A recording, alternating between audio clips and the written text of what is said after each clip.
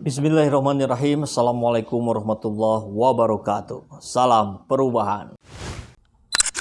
Sahabat semua, kabar menarik saya dapatkan dari Cakrawala Indonews. Nah, judulnya, PPATK mengklaim banyak pejabat negara alihkan dana ke pacarnya. Wow, ini kalau sekilas kita baca judul ini dengan frame yang polos, maka tentu dugaannya adalah bahwa para pejabat di Indonesia belum pada menikah. Sehingga menjadi wajar ketika dananya itu diberikan kepada pacarnya. Tapi fakta kan kita lihat, pejabat-pejabat itu nggak ada yang di usia 20 tahun. Pejabat-pejabat di kita ini nggak ada yang usia 20-an. Menjadi pejabat memiliki kekuasaan rata-rata di atas 40 tahun. 40 tahun secara asumsi tentu dia sudah menikah dan punya anak. Kemudian dia dialirkan ke pacarnya. Berarti bukan ke istrinya, tapi ke pacarnya.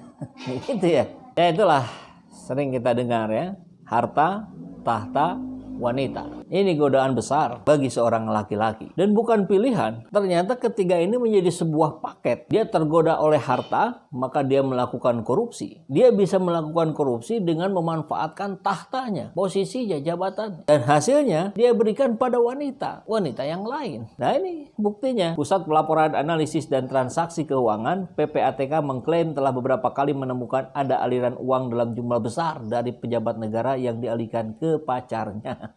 Kepala PPATK Ivan Yustiavandana mengemukakan bahwa hal itu termasuk ke dalam kategori tindak pidana pencucian uang. Iya dong, di mana penyelenggara negara menerima uang dalam jumlah besar lalu dialihkan ke nomine atau orang di luar susunan keluarga seperti tetangga, anak buah hingga pacar. Tetangga ngapain?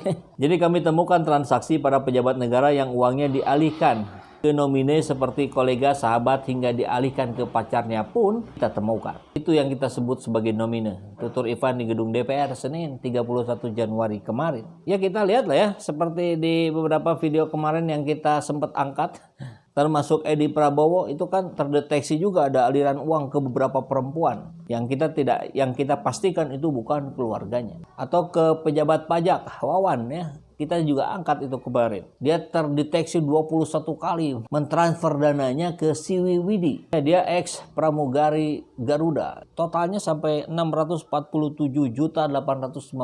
Wow. Sudahlah, kita dukung pemberantasan korupsi. Bongkar semua praktek-praktek tindak pidana korupsi, kolusi, dan nepotisme pada siapapun. Bahkan Kang Ubaidillah Badrun sudah 2 kali mendatangi kembali KPK untuk memperkuat data adanya indikasi keterlibatan Gibran dan Kaisang atas praktek-praktek tindak pidana korupsi. Kita tunggu gerak cepat dari KPK agar kalian semakin dipercaya oleh rakyat. Sejak kami membuka program renovasi masjid, tidak hanya donasi yang kami dapatkan, tapi juga informasi dari berbagai wilayah di Indonesia yang menyampaikan bahwa kondisi masjid di daerahnya sungguh sangat membutuhkan bantuan karena kondisinya yang tidak layak. Apalagi masjid, rumah Allah, tentu harus kita jaga dan kondisikan sebaik mungkin. Dan perlu kami informasikan bahwa target pertama untuk renovasi masjid ini ada di Masjid Al-Hadi di daerah Cicadas, Kota Bandung. Setelah itu, insya Allah kita akan mulai merambah ke masjid-masjid lain. Dan dikarenakan memang donasi yang terkumpul untuk renovasi masjid belum mencapai RAB yang sudah dibuat, maka kami masih tetap membuka peluang kesempatan ibadah buat sahabat semua berwakaf di jalan Allah. Insya Allah kami akan menyalurkannya tepat sasaran. Jazakumullah khairan katsira. Assalamualaikum warahmatullahi wabarakatuh.